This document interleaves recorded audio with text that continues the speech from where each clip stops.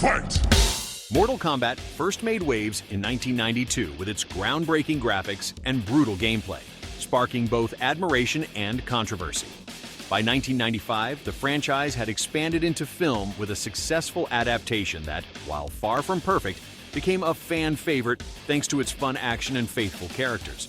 But in 1997, the follow-up, Mortal Kombat Annihilation, was a critical and commercial disaster leading to the franchise's cinematic decline.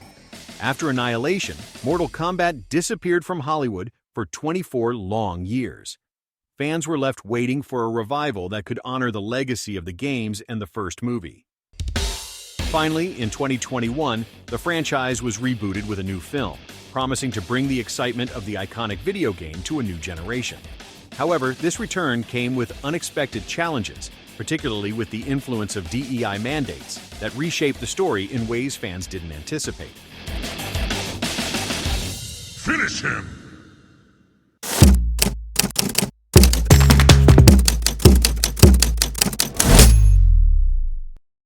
You'd think a Mortal Kombat movie would be about Mortal Kombat, right? But this film is somehow a prequel to the tournament. You know, the one the entire franchise is built around. Instead of showcasing the high-stakes spectacle we all came to see, the movie spends nearly 2 hours setting the stage for an event that never actually happens. And in the process, it wipes out most of the bad guys before the tournament even begins. There's no time to build tension, no rivalries, no arc for the villains, just a premature dismembering of the roster, like someone rage-quitting the game before round 1 even starts. It's like inviting everyone to a championship and then canceling it mid-training montage. All build-up, no payoff. Not only does this hurt the pacing, it breaks continuity with the game's lore and leaves the audience with no real reason to feel excited or even concerned for the next installment. Let's get this out of the way. Cole Young is not a Mortal Kombat character. He was invented specifically for this movie, and according to reports, that decision was partly to avoid casting a white male lead like Johnny Cage, a move that feels performative at best, especially when you consider Mortal Kombat's existing roster already includes an incredibly diverse cast of fan-favorite characters from across the globe. Instead of building a compelling story around any of those established warriors, the filmmakers created Cole, a personality-deprived, sulking MMA fighter with no connection to the lore, no real agency, and no charisma to carry the film. He doesn't evolve. He doesn't make meaningful choices. He just kind of endures things until the script gives him something to do. It's hard to root for someone who spends half the movie looking like he's waiting for someone else to give him instructions. Cole isn't a blank slate. He's a blank screensaver, constantly there, technically moving, but never really doing anything interesting. Now let's talk about one of the most obvious creative handcuffs: character balance. Sonya defeats Kano 3 times, turning a once-feared villain into pure comic relief. And when she does lose, it's only to Mileena. Then Mileena herself isn't even killed by Cole, our protagonist, but instead by Sonya, who swoops in to take the final blow. This isn't just about who beats who. It's about how rigid mandates and optics compromise the storytelling. Characters don't grow organically. They move around like pieces on a board designed to avoid any controversy. And it's painfully obvious when even your lead male fighter can't finish a fight without waiting for the plot to deliver the approved outcome. Raiden, the literal god of thunder, spends half the movie doing nothing. And when he finally acts, it's just teleportation. Apparently, he could have sent everyone to this limbo realm before Kung Lao died, but just didn't. And if he could banish Shang Tsung the whole time, why let any of this even happen? These aren't minor plot holes. They're gaping voids that suck the logic out of the script. And they exist because the movie is so focused on setting up sequels and meeting mandates that it forgets to tell a satisfying story now. The biggest mistake people make with Mortal Kombat is assuming you don't come for the story, you come for the violence. And yeah, the violence is iconic. It's loud, it's shocking, it's unforgettable. But even when that's done right, it doesn't guarantee anything sticks. Mortal Kombat 2021 did well enough with critics and audiences to justify a sequel. But ask most people about it now, and the response is usually the same. Yeah, it was fine. And then they struggle to remember anything about it. That's the problem. Because the violence, the gore, the fatalities, that's not what gives Mortal Kombat its staying power. It's the characters. their rivalries, their relationships, their betrayals, and the way their stories evolve and collide over time. That's what's carried Mortal Kombat across decades. Not just the violence, but the fact that underneath it, there's an ongoing saga where every fight actually means something. But here's the thing about Mortal Kombat 2. It's not really fixing the core problem, it's just reshuffling it. Yes, Johnny Cage is finally here. The fan-favorite loudmouth charisma machine. On paper, that should be a huge win. But the way he's being framed? It feels familiar. Too familiar.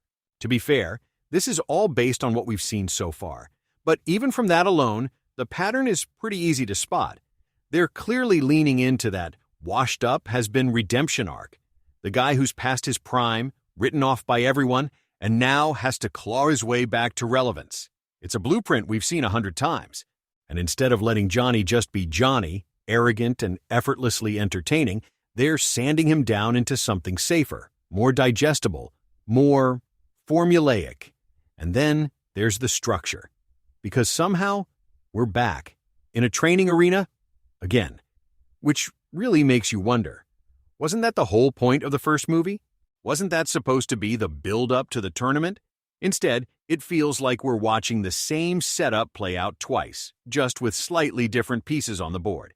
And right in the middle of that, we have Katana stepping in as the film's showcase of power and authority. You can already see how it plays out. She'll dominate the sparring session, probably take down Johnny Cage, just to firmly establish where she stands compared to everyone else.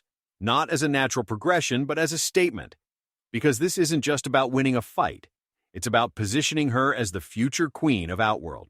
And again, that shift doesn't feel like something the story is building toward organically. It feels pre-decided, like the outcome is locked in and the narrative is just working backwards to justify it, which makes the whole thing feel less like a tournament with real stakes and more like a checklist of moments the film needs to hit. Because here's the thing, Mortal Kombat was never supposed to start as a crossover. It was supposed to be built. You don't open with the Avengers, you earn the Avengers. So if you really wanted to do the Mortal Kombat universe right, it would look something more like this. You start small. Movie 1, Fire and Ice. A brutal, contained revenge story centered on Scorpion. No world-ending stakes, no bloated cast. Just a man who loses everything, his family, his clan, and goes full John Wick through anyone responsible. He dies, descends into the Netherrealm, fights his way back, and is given one purpose: enter the tournament, so he can destroy Sub-Zero. That's it. Simple, focused, and personal. Then you expand. Movie 2, Special Forces. A grounded, military-style pursuit story with Sonya Blade and Jax tracking down the Black Dragon. No mysticism overload, just hints of it.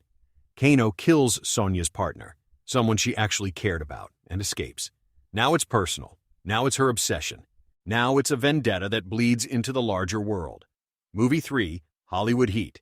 You bring in Johnny Cage, a washed-up actor clinging to relevance who stumbles into something very real, an ancient conflict between rival clans.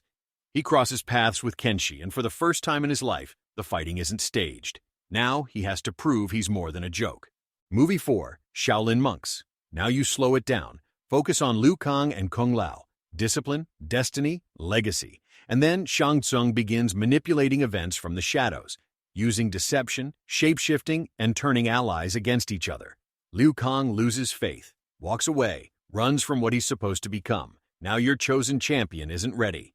Now there are consequences. And then, you bring it all together. Movie 5, Battle for Earthrealm. This is your payoff. This is where every storyline collides. Every rivalry, every grudge, every unresolved arc inside the actual Mortal Kombat tournament. Now it matters. Now the stakes feel earned. Because we've lived with these characters. We understand them. We've seen them fail. And the best part? You didn't need to blow $200 million right out of the gate. You build it gradually. Let each film carry its own tone, its own identity, while quietly setting up something bigger in the background. That's how you make a universe feel alive.